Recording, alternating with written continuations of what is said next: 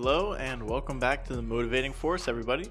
Joining me, as always, we have host Sway, an aspiring Marine Corps officer who is currently finishing up ROTC and his bachelor's in the criminal justice field, and myself, Justin, a motivational speaker who's always more than excited to share all of our wonderful new ideas with you guys.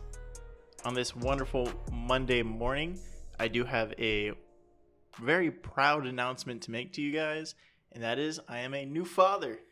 Woo! Congratulations, my guy. Now, this hasn't been the past week that he was born, but a week and a half ago, right? Yeah. Or about like 2 weeks from now, actually. Dude, I have no idea what day it is. Oh, yeah, I have no idea what day it is. He was born on the 26th. Yeah. So I'm going to say that's, a little over a week and a half. Yeah. I mean, that's fantastic news, dude. Given the title of the video, I do just want to go through and kind of share the experience of what it is being a first-time father and the first week, everything you're going to go through with that because, man, you can only prepare so much, right? Of course. And, I just want to get through with my experience and share some great stories with you guys, a little bit of information, a little bit of funny side of things today, and just keep it light, keep it fun. Have you guys having a good, happy Monday? Well, yeah, it's great, too, because we're just coming off of the week where you talked to Marcus about fatherhood and his experiences as a father. And now, speaking of Marcus, it is going to kind of change up the structure of how we had the plans for the week because he was supposed to come on for Wednesday episode with me, but we filmed those in advance, so then just in case anything happened, it worked out fine that we didn't have to record while your wife was giving birth. But like I said, coming right off of that week where you guys talked about what to expect, did anything that he said during that episode click when you guys were at the hospital? Oh yeah, definitely. I mean, not necessarily at the hospital, but as soon as we got home, it's kind of funny enough. It's the same thing where we talked about when you bought your new Jeep, right? And it's like you get to sit in it, you get to drive it home, and you're just waiting for the call, like, hey, come bring the vehicle back or come do this, come do that, because you're like, this isn't mine. Yeah. I'm renting this. Yeah, it hasn't hit yet. Whose car yours. is this? Yeah. And you almost get that same effect there when the baby comes out. As soon as the baby comes out, you're like, oh, that's not mine. You know what What? I mean? Like in that sense of where you're holding the baby and it just doesn't hit yet. Like, man, well, I guess because you're the dad, you're not the one pushing it out well, of you. Yeah. No, of course not. I don't have the traumatizing effect there. I mean, some would argue that you do have a traumatizing effect because you were actually helping pull the baby out. I mean, we'll get to that. That. That was fun. I've been thinking long and hard of a description for that would make sense. Yeah. So it's not as bad as people think. All right. So walk us through like the process, like what happened from when you found out that she was about to give birth to like having the baby in your arms. Came home from work. All right. So normal day, you had a long day at work already. Long day at work, and come home and she's not feeling too good, which becomes the norm the last like month, right? Every day has been a little off, so it's like, okay, well, let's see what you need, what we can get you and stuff, and I'm gonna sit down and relax and maybe try to play some video games for an hour, right? Yeah. She's like, well, you need a shower. So okay. So I sit down and I start playing video games. Of course. She's like, no, you need to go shower now. And I was like, okay, right? Yeah. Get up, go shower, take care of her, whatever she needs, right? And she's like, pretty much as soon as I'm done showering, she's like, okay, we need to go. Yeah. And I was like, well, you okay? You feeling fine? She's like, no, I just have a feeling it's time. Yeah. So leading up to that, you still like, you don't have any feeling of like as a father, oh, the baby's going to come out today. You don't feel any of that. You're just like, oh, this is just a normal day. She's not feeling good. Yeah. Okay. I thought we were going to go there and they were going to check her out and be like, okay, you're going through this right now. Like, take some aspirin if you need it or whatever. Yeah. Like, I thought that's how it was going to go. Because he was also like half a week, couple days early, right? Yeah, he was due on the 3rd. Yeah. And then made his debut on the 26th, which means it was the 25th. Yeah. When she started having these feelings. So we're like, okay, we're packing up some stuff, right? Some of the last minutes. And I'm like, I'm going to go ahead and get the car loaded up anyways, just in case, right? case we have to stay, because it is a 40-minute drive from our house to that hospital. As I'm loading up the car, I come back inside and she's sitting down and she starts having contractions, right? And she's been saying, like, oh, I've been feeling them throughout the day, but we're, like, not sure if they're the Braxton Hicks, the fake contractions, or the real ones. She started getting contractions. She started shaking. Yeah, she's timing them out and stuff. Yeah, we were timing them out, and it was looking like normal. like labor. Yeah. No, like it was time to go. Oh, okay. Right? But again, like it doesn't really quite set in. Like, oh, okay. And she's starts shaking a lot. And that's a very big indicator of active labor. So we're like, okay, so I get a little bit more serious about what's going on. Finish getting the car loaded up, get her in the car, drive to the hospital. We get there, everybody's calm, the nurses, the doctor, everybody's calm in triage, all this stuff, right? Get her on the bed thing. The bed thing. Yeah, I'm not too fond of hospitals. The nurse is like, okay, well, we're going to check you now. And the nurse checks her, and she's like, I'm going to get another nurse to look at something. So, okay. She grabs the head nurse. Head nurse comes over, checks her. So, how many centimeters dilated do you think she is? And the one girl's like, I mean, I think she's 7, but yeah, that's like a little... she shouldn't be, Yeah. And then the head nurse is like, oh no, she's 7. She needs to go. And then she's like, oh, okay. And then from that moment forward, everybody was just freaking out. Props to my wife who did this whole thing without an epidural. Which, savage, I must say. Yeah. Trust me, she wanted it. But Yeah. by the time we got there, fully in active labor, we got to skip all of the parts that you learn in your classes about putting on ambient music, massaging your wife, relaxing her, making sure she's calm and accepting of her new environment before she gives birth. Yeah. No. It's like you hit the fast forward the 15 seconds on the video when you first started. You just jumped right into it. Okay, put it this way, right? The birthing class we took was an 8-week course, and I think we got to skip 5 weeks. God damn.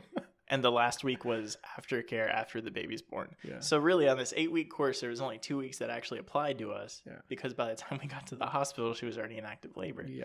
So, as a new father, there you go. Throw all that crap out the window. So none of that really mattered. Just crazy experience. So we had our own special issues with the hospital, as in the entire health network was down. Yeah. So that came with its own complications, but I won't really get into that. Wasn't too big of a deal, really. Yeah. And as somebody who works in a hospital, like that's something that usually doesn't affect the entire network like that very frequently, but it does happen when the systems go down, and it is frustrating.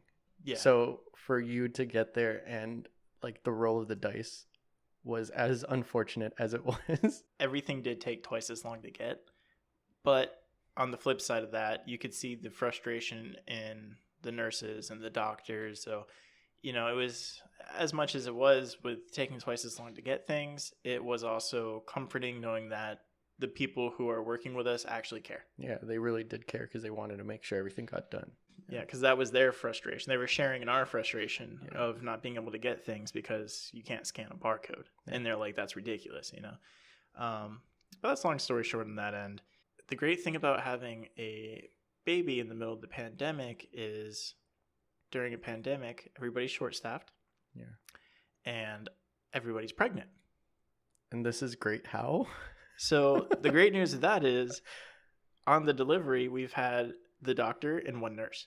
Okay. So then you had to step in as another nurse. Correct. Okay. So I'm there playing the role of a doula, which the doctor said I was a fantastic doula, by the way. That experience was great because I know for new fathers, it's always that contemplation, like, or, people always tell you, oh, are you gonna watch? Are you gonna look? Yeah. Are you gonna cut the cord? Like, what are you gonna do, right? I was right there, and I didn't have a choice. Yeah, you were in the thick So of it. I was literally like holding her leg up as she's pushing, and I'd look down. Yeah. And then I'd be like, oh god. And then I would look up at the painting on the wall, and then I'd be like, oh god. Right. So you really focused in on the details of the wallpaper. Oh yeah, there was a painting up behind her, and I got to know that painting very well. Okay. But I actually did watch as as long as possible without feeling too nauseous, right? So one might say that you took in that trick of being present in the now and focusing in on details around you, just not the one specific detail. The most important thing in the room. Yeah. No, but it was really cool though, because like at first I was just paying attention to painting because I was like hesitant because I'm like, I know people, like I'm not one that I've never passed on in my life. Yeah. So I knew that even if I looked and it was like this terrible thing, like I'm not going to pass out. Yeah. You might throw up, but you won't pass out. Right. So I'm like, that's doable. I could do that. Right. But every time like she gets a contraction, she would push, the doctor's like, oh, you're getting closer. And I'm over here thinking like, is that just hype game or like what's going on here? Right. Like you see. So I'm like, I'm going to start watching too. So I start watching and it's amazing, dude. Yeah. You can see, I mean, everything from the baby bump down, every single time that your wife's going to go to push, you will physically see so many differences and changes. Yeah. And it's like, no, you can really tell every step of progress along the way. It's insane. Okay, so is it like Jim Carrey getting out of the Rhino in Ace Ventura? Or is it more of like a miracle happening, not a human coming out of a rhino's buttocks? No, it is more of a miracle because the baby comes out surprisingly clean. Yeah. Like your baby's not going to be like covered in blood and all this stuff. Like there's going to be a little bit of like fluid and stuff. Yeah, because he's got the amniotic fluid or whatever, right? Yeah. But like it dries so fast that he comes out and your baby just looks, I want to say pasty. Yeah. But not like ginger pasty. Okay. You know what I mean? Kind of like a chalk paste, right? Okay, because you're white. So go on. But that's what I'm saying. Like not a ginger pasty though. Not like they're pale pasty, but pasty like they're covered in like a chalk. Like you're ashy. Yeah. Like your whole body's ashy. Yeah. Okay. So that's really what it is, and wasn't a big deal. By the time, as soon as the head comes out, the rest of the baby just flies out. Yeah. The head's the biggest part, so I would imagine. I saw the head come out, and then I stopped looking. That's when I started looking at the painting again. But from the time like I looked up, the doctor was already like holding the rest of the baby, so I could have watched, but not as much blood as you would think either. So that's good too for all you guys out there with your wife expecting. You can watch. If blood makes you queasy, it's not. And if you have that blood phobia, yeah, it's not a whole lot. It's really not. No more than like a small cut on your hand. Yeah. You know? Now what's crazy to me is like how the babies position themselves like head first, right? Because when my mom was giving birth to me, as the tale goes, I was about to start crowning, and then I said, I'm good, and then I turned around. Oh, wow. Yeah, so then they had to do a C-section. Wow. But I was like, I'm not going into this world. Yeah. I'm not about it. Our baby did just fine. He came out, no problems, no hassle.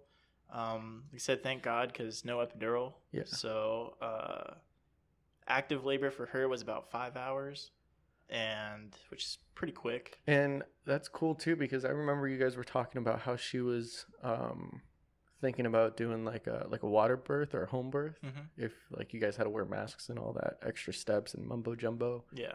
So then just going all natty and as savage as she did, like that's impressive. Yeah, I mean the whole home birth thing was it was like a precaution. It was the safety of the kid as well as the comfort for her, because we didn't know what to expect, and it's like, you know, I don't see how you're going to go through this whole traumatic experience and you're going to have people yelling at you to keep something over your face. Yeah, put extra layers on when you're trying to push something out of you. Yeah. It's like trying to poop in a jacket. Yeah, it just doesn't make sense, right? But no, it wasn't a big deal. I mean, obviously I wore a mask the whole time and all that, and it's not a big deal. But it was a good experience. It was quick. Her active pushing time was only 35 minutes, which That's is awesome. So both the active labor and the pushing time were both extremely fast, especially for a first-time mother. Yeah. But I tell you what, man, she's been drinking like raspberry tea, eating dates, and they said all those things that are used to help labor go smooth and to help induce labor. And yeah, they're not wrong, because he came out a week early and he was ready. and Wow. she was ready. Yeah, I was about to ask, what does any of those drinks have to do with what she's doing? Well, you'll know when you're when your wife gets pregnant and all that, and she starts reading up on all this stuff. Yeah. All those things they tell you to eat and drink and take. They work. From our experience, it's legit. It works. Okay. Yeah. And I'll tell you what, man, our baby's he's a little savage, man. Yeah. As much as she was pushing him out, just no anesthesia, no anything at all. And he's a savage, man. Came out swinging. Yeah. Came out doing deadlifts. Yeah. Squats. So that's why they're like, at this point, our first week visit at the doctor, they were like, oh, well, he's lost a lot of weight. Yeah. And, I kind of just look over at the baby and he just kind of looks at me and he's like, it's cutting season, bro. He's like, at least I can still bench more than you. Yeah. So got to get these abs in sometime. Because well, I mean, that's also like, we should probably mention how big of a baby you were when your mom gave birth to you. Yeah. Because your wife is half her size. And to expect a 10-pound baby like you, get out of here, bro. Yeah. So I was 10 pounds, 10 ounces, and my wife was 5 pounds, 5 ounces. And they say your baby's going to usually be right in the middle of that weight group.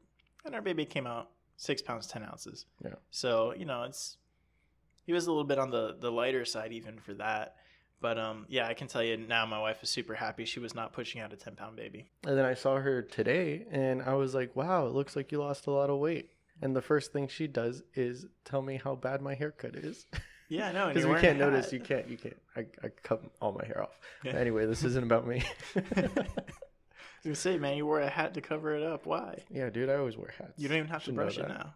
That's a good point. I don't. I mean, this is a good sign. Like, let me show you guys right now real quick here. Hopefully you're over on the YouTube, but this is fatherhood. Okay. Have not done my hair in a week. I've been out to multiple places with just looking like this. Yeah. Dude, no shame. No shame. The whole first week I didn't shave. I just shaved for you guys. Honestly, that was it. I had no intentions of doing it. Well, it looks fantastic. Luscious hair. Back to the kid. So he's already doing all kinds of crazy things, and apparently it's more than just our kid. Seeing it on Instagram with the COVID kids being their own breed and whatnot, and we started seeing those videos and TikToks and Instagrams or whatever. Yeah. Pretty early on because obviously we're looking at pregnancy stuff, so that's what our feed is more of right now. It's our first kid, so it doesn't really connect with us that the differences that these kids have, right? Yeah. But he came out and I think on day 3, I could already kind of just lean back and he'd be standing on my hands. Yeah. I'd be holding like that, and his head will be up over here and he'll be just standing. Yeah. And then when I'm holding him on my chest and he'll lift his head up and just stare at me for minutes at a time until and then he just puts his head back down. He doesn't just flop. Yeah. He's just all right, I'm done. Yeah. And it's just I guess newborns aren't supposed to be able to do that. Yeah. Isn't that what tummy time's for? Yeah. They're supposed to strengthen all that stuff. Yeah. It's supposed to take weeks, I guess.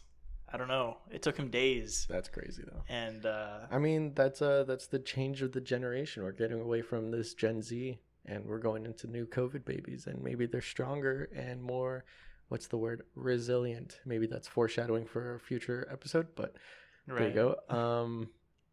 And like I've said before in the episodes with that quote that I heard on how hard times make soft men and soft men make hard times, and so on and so forth. Mm-hmm. We're getting away from the soft men into harder times now. So then now we're getting the harder humans. Wow, so these babies are already well prepared. Yeah. Oh, that's good. Exactly. Like that. Yeah. It's a better way to change that perspective. It's all levels of development too, though. I mean, he's only a week and a half, and not only is it that he can already bench 150, he's doing his ABCs and long division. I'm waiting for it, man. Because we got this little chart of what to expect, what he's going to start doing and developing, and he's only supposed to have a startle reflex right now, and he's already recognizing my voice, my wife's voice. So whenever grandma and grandpa are over and they're holding him, he'd be just staring at them because they're holding him, right? If anybody else starts talking, he doesn't care. As soon as my wife or myself start talking, he's moving his head. He's trying to look. Yeah. Something as simple as that they're not supposed to do that until 3 months, according to the chart. Yeah. Right? He's a week and a half. Well, that chart needs to be updated. Yeah. Like, it's insane how much of a savage this baby is. Yeah. I cannot wait for him to grow up and see what happens. Well, that's impressive, So- dude. I had another question. When he was in, your wife's belly, did you guys do the like putting music on so then he can hear it and all that jazz? What would you put on? Emo screamo? We did. No, I wasn't allowed to do that. Damn it. I will. But yeah. Damn right I will. Yeah. No, we did. Yeah, that's what we said. We're gonna do everything there. He's definitely gonna like dubstep and trap and Yeah, EDM type of stuff first, and then I did tell Irel, I did mention that he is going to like post hardcore. She said we'll work on that, so we have promising ideas there. But no, we put on everything. We put on like documentaries. I love how you say documentaries. Thank you. It's a very specific word for me. We put on, of course, the classics, the classicals, soothing sounds, a lot of lo-fi, because we were planning on playing lo-fi at the hospital for that whole relaxing part that never got to happen. Nothing about that experience was relaxing, I can tell. Yeah. So the whole point with playing the sounds and the music early for the baby is to get them accustomed to a certain sound. So, and then that's the sound you're going to kind of pick inside the hospital. Really, you're using the sounds that are going to comfort you. Yeah. So like the lo-fi and stuff for relaxation. And because we got the baby familiar with it early on by playing the music to him in the womb all the time, it helps soothe him as well. Yeah. So then now do you play that in the house to get him to fall asleep and all that? Okay. Yeah. Yep, we good. do. So he's still, thankfully, he's still doing that part of the infancy stage he's in where he does just eat and sleep, right? He sleeps for 3 hours and then he's up for an hour, sleep for 3, up for an hour. Yeah. That's a good gym regimen. Yeah, that's what I said. I was like, I tell him all the time when he starts crying, I'm like, you have nothing to cry about. You got to eat, sleep, and train, bro. You got nothing else to do in your life right now. Yeah, it's crazy, man. I mean, also you mentioned to me before that the crying doesn't affect you. Whereas before, anybody's little kid crying would infuriate you. So that's the crazy part, right? When it comes to being a new dad. And of course, I haven't tested this out, so I don't know because I haven't been anywhere with like other crying babies. Yeah. But, and granted, I never got like overly upset or something. Like if a baby's crying, I know there's nothing you can really do about that. It's just kind of like, oh man, what, you probably shouldn't bring your kids to the movies if they can cry randomly, But like, you're at a restaurant or something. I get it because you need to get out of the house. You need to do stuff, and people don't have babies. Like I understood these things, right? And now you babies are gonna cry for no reason, but it still gets irritating. Now you grew in that like empathy. Well, that's what I'm saying. I'm not sure. Okay. So, but what I do know is that when my baby came out, and now my baby starts crying, and I just look at him, and I just get a big old smile on my face. It has no effect, right? And if anything, especially when he starts calming down, to me, I don't know. My wife says it's weird, but I find it hilarious. Because he has a very like repetitive sound in crying, and it almost sounds like a fire alarm, right? But like a very like low cut fire alarm. So that like slowly like the volume gets lower and lower. Yeah. So it's just I don't know. It's just funny to me, right? Yeah. But it's not upsetting at all. And you know what's funny? I thought you said fire truck alarm, so I thought like. Wee woo, wee woo, wee woo. No. But that is one thing that you can be confident in, at least when you get to meet your child, is your kids cry. At least your own kids cry is not going to upset you in the least bit. Yeah, and I think Marcus mentioned something about that, right? That like you get the patience of being able to put up with all that now. Yeah, that's crazy though. So, and it's true, and I did nothing. I did nothing as far as training or practicing for this level of patience, right? But you just have it, it's really cool. And the one thing that is kind of scary about being at the hospital and whatnot is they give you so many lectures on don't shake your baby. Oh, yeah. Right? And the first thing you did. No. But it's super serious, and like you see how many people actually do that, end up doing that, and it's like you don't have to be a bad parent to do that. You do it by accident because you're already used to like shaking leg syndrome, like where you're just constantly going like that. No, like shaking your baby, like violently shaking your baby. Yeah. Right. And they're saying like you don't have to be a bad parent for that to happen, because they say it's a mixture of everything, especially when the kid starts getting older, because then the kid cries for no reason and you can't do anything to stop it. Yeah. When they're younger, you can, because they don't cry for no reason, but they get to that point where they do, and then you accompany that with lack of sleep and just everything going on in your life, and it's this like high stress situation that you get into when the kid's about like 3 months to like I think it's like 18 months, right? Yeah, they're like it's a big deal. They're like, you guys need to set up pretty much your own safe word for when it's like, you are taking this baby right now. Yeah, like you're dropping everything you're doing. You're taking this baby right now, and you need that, and you need people you can call to come over and take care of the baby if you need a minute, right? Yeah. I should say that's huge props to single parents out there that don't have that other person that they can do that with. Yeah. So shout out to all you single parents. You have not shaken your babies yet. Yeah. But it is crazy, and it's a little concerning too. And I went and, of course, I mentioned it to my parents when they were over here and talking to them and kind of trying to get like their opinion on that, because obviously they raised 2 kids. Both of them were like, I would never look down on a parent who has shaken their baby and killed their baby. Wow. They're like, I would never assume that they were a bad person. They're like, I get it. Yeah. Like parents get it that can happen. And it's just like, that's mind blowing to me. Yeah. Right. Because obviously you're not expecting to harm your own child, Well, yeah, no, of course not. But you understand the frustration of everything being like so hectic and being on so little sleep. So, I mean, that's a little concerning, because we said even having all the patience in the world with my kid, my kid has not upset me in the slightest bit. Love him to pieces. And according to the doctor and all that, they're just like, yep, and it could be you. Like, it only takes one moment. That's a little scary. Yeah. That's something to keep in check on all the time. But like having a kid is a huge responsibility to begin with. So, I mean, it's understandable the risk factors that can come into play or that can sneak up on you. Well, there's that, and there's so many other things too going on, but I'll save all the boring stories. I think it's just what to expect is you're going to be sleeping a whole lot. Actually, you know what? I'm not even going to say you're going to sleep a whole lot less. You're just going to start sleeping differently.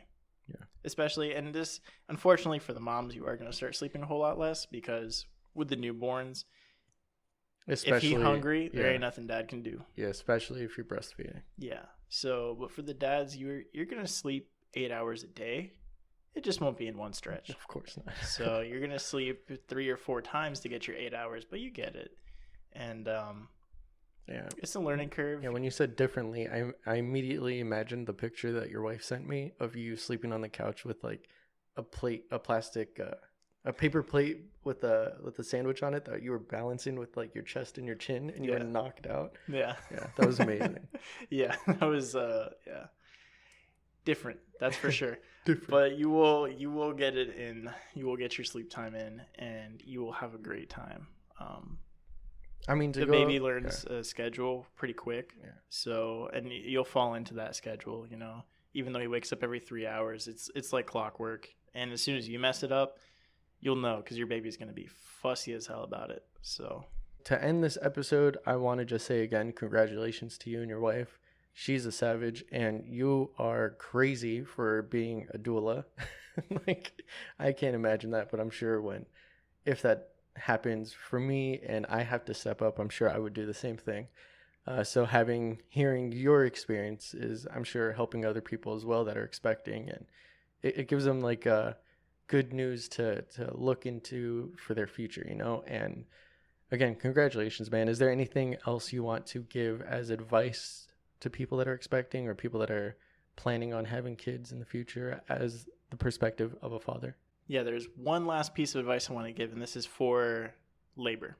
We were very adamant against any drugs at all, right? We didn't want to do anything, especially anything that can affect the baby. Of course. Right? and because it affects healing time, and the baby needs to go into the PICU and all this other stuff, and it's just this big hassle when you start introducing those drugs into your system for you and the baby, right? My one advice for the dads is when your wife starts getting contractions and she says, give me that epidural now. Yeah. Give it 5 minutes. Okay. Kind of brush it off. And if she says it again after 5 minutes, tell the nurse, do it. Yeah. Because it was part of our birth plan to not use anything. She's like, I need that epidural. I need something. Give me something, right? So then I asked the doctor, okay, well, they have walking epidural. They have all these other like moderate things. And like, she's in active labor. The only thing that's going to work right now is going to be an epidural, like a full epidural. Yeah. So, okay. Like, do you want it? I'm like, oh, let's wait. And then, because trust me, your wife's not hearing anything that's going on. You're talking right in front of her. She's not hearing any of it, right? Because, and I say this because when she starts saying stuff like that and it's not in your birth plan, the doctors and the nurses are going to look at you. Yeah. They're going to look at the dad because they know that she's going to say whatever. And they know that you guys have a plan. So it will be your choice, even though she's saying it. So if you've already said, we're not doing one, give her that 5 minutes. If she still says after 5 minutes, look at that doctor and tell him, yeah, give her the epidural. Well, just do it. Yeah, well, that's great. And speaking of labor, happy Labor Day, everybody. Didn't mention that at the beginning, but there you go. Hope everybody's having a good time out. Go barbecue or do something, whatever you do if you have the day off for Labor Day. Or go into labor. Or go into labor and have your very first child or just another child. You know, again, I can't say congrats enough, dude. So proud of you. And Thank you. See the father that you become and the mother that your wife becomes. And I mean, I have high hopes for all of you guys. And if you want to reach out, say congrats, you can leave a comment down below. You can also rate the video if you're listening on Anchor, Spotify, Apple Podcasts, any of those other platforms. You can go ahead, leave a rating and put in that comment section, you know, congrats, Justin, on your first child, you know. Go ahead and like the video. You can share it with all your friends and family if you know anybody that's expecting to have kids. This is the experience of a first-time father. I'm sure they would appreciate or enjoy to hear his story and, you know, his experience of going through that and seeing his wife in labor and all that. So go ahead and you can reach out to us on our social medias as well, Facebook and Instagram. The links are down in the description. And all of our videos come out Mondays and Wednesdays at 8 a.m. EST. And until next time, go on and get.